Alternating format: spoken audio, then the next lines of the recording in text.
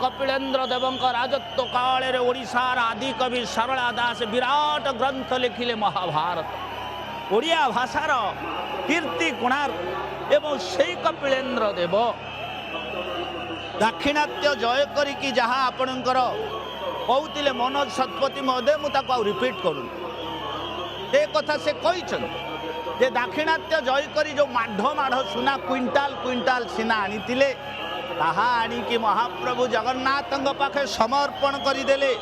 आउ समर्पण कर से निजको कौन करिसंती सुंदर भाव रे से घोषणा कले जे जगन्नाथ होउचंती जातीय देवता।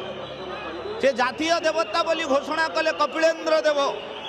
आउ कपिलेन्द्र देवंक परे परे आसिले तांकर पुत्र पुरुषोत्तम देव। जोड़िए राजा जीवन रे 2 वर्ष काल अभिषेक्त होई नाहंती। जड़े होउचंती तृतीय अनंग भीमदेव, जड़े होउचंती पुरुषोत्तम देव। कहले मो राज्यर उत्कलर राजा होउचंती जगन्नाथ, आमे होउचु तांकर रिप्रेजेंटेटिव प्रतिनिधि एवं आमे तांकर कोन तांकर कौनसी प्रकारर आमे अभिषिक्त हबो नाही।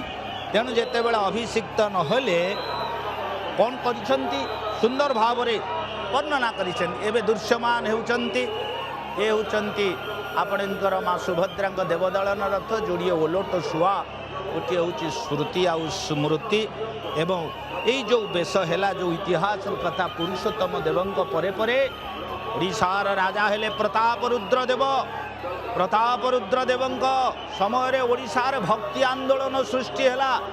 जगन्नाथ दास, बलराम दास, अच्युत, शिशु अनंत समस्ते जो पंच सखा से माने जो ग्रंथ लिखिले भक्तिर प्राबल्य ओडिशार सृष्टि है। प्रति गाँ गाँ गाँ के भागवत टुंगी है। तेणु भक्तिर प्राबल्य जो सृष्टि है भक्ति आंदोलन होची आपणकर 16 शताब्दी। ओडिशार 16 शताब्दी रे जगन्नाथ को नहीं भक्ति आंदोलन सृष्टि है। तेणु ये जाति प्रभुंक पाखे समर्पित एवं प्रभुंकर प्रशंसा प्रशस्ति रे सकल देवकूल, सकल ऋषिकूल, कविकूल, मानवकूल समस्ते प्रशंसा प्रशस्ति रे शतमुख अछंती। ये हूँ तार सुदीर्घ इतिहास।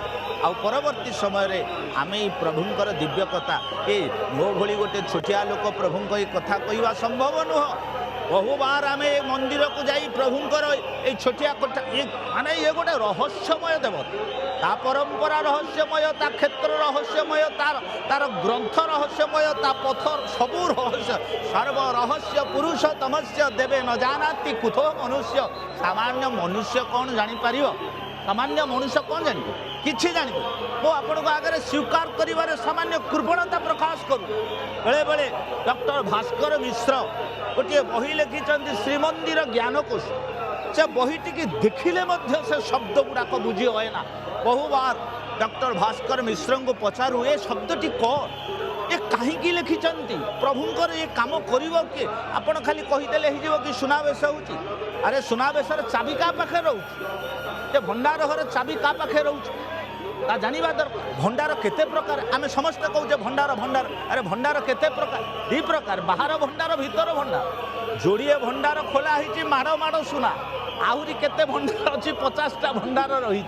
एवं ये भंडार घर चाबी मन जाऊ मन रखु 3 जन पाखे चाबीटा रहे। जड़े हूँ भंडार मेकाप, तांको पाखे गोटे चाबी रहिबो। मंदिर प्रशासन पाखे गोटे चाबी रहिबो, गजपति पाखे चाबी रहिबो। 3टा चाबी एकत्र हेले सुवर्ण बाहर। बापरे बाप, मन इच्छा किसी बढ़िया से भाई भाव में एक ट्रेडिशन भितर ए परंपरा को रखा जाइए। आम पुणी से सुवर्ण उपर आउ कि कथा निश्चित भाव में शुणा। मो सांगरे गोटे प्रगल्भ प्रवक्ता वाग्मी ओडिशा सम्माननीय मनोज प्रधान अच्छा, जे कि सुदूर खंडपड़ारू जे कि नीलमाधव क्षेत्र आसती। मुझे अनुरोध कर प्रभु प्रशंसा प्रशस्ति रे शतमुख हूँ। जय जगन्नाथ। निवासाय नित्याय परमात्मने प्रभु बलभद्र सुभद्राभ्यां जगन्नाथाय ते नमो नमः।